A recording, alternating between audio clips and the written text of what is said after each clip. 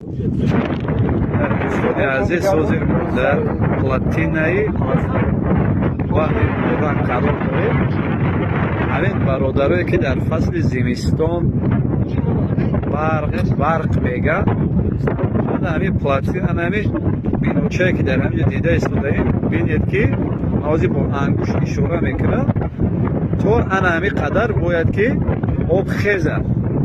یعنی که تو بلوی همین باید آب خیزه انا بعد ما میتوانیم تمامی جمهوری توجیه‌ها پای بند در فصل سرما